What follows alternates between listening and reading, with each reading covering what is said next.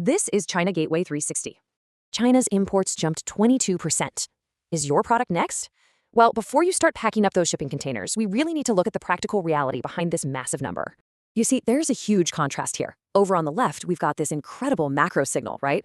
A 22% aggregate growth, dozens of export events happening. It's a great sign, absolutely. But here's the thing, it's not a guaranteed sales forecast for you. Now, on the right, that's your practical reality. Real success requires a completely valid customs route, a defensible landed price, and a truly capable partner on the ground.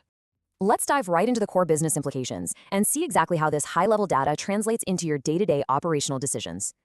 And here is an absolutely crucial point to remember. A distributor is not proof of end demand.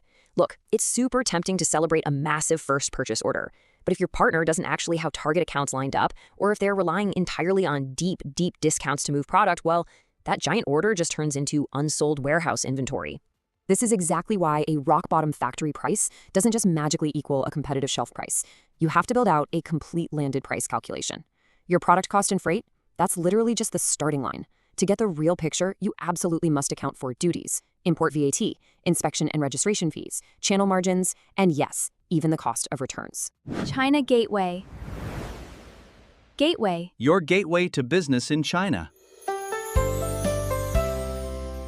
Now, if you're exporting regulated products, think food or medical devices, regulatory ownership is something you simply cannot leave up in the air. You've got to establish explicit contractual control over your compliance. You need to clearly define who actually owns those filings and who retains the records if the partnership ever ends. So, how do we actually execute this? Here is a practical 30-day action plan.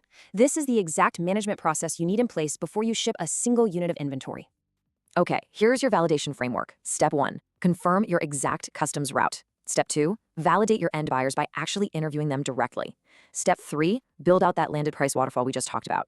Step 4, write down explicit partner responsibilities. And step 5, which is a real game changer, use sell-through release gates. You should only be replenishing inventory based on actual cash collection and real sales, not just optimistic forecasts. Finally, let's look at the controls and common mistakes. These are the critical guardrails you need to protect your margins and your reputation. Keep this in mind. An aggregate import jump might literally just reflect commodity price inflation, not an actual boom in volume. Also, that enthusiastic lead you met at a trade event, they are not a qualified buyer until you actually verify their budget and purchasing authority. And most importantly, never blindly hand off your compliance. If your local importer fails, guess who retains all that reputational exposure? You do. Would you export to China now? Comment below.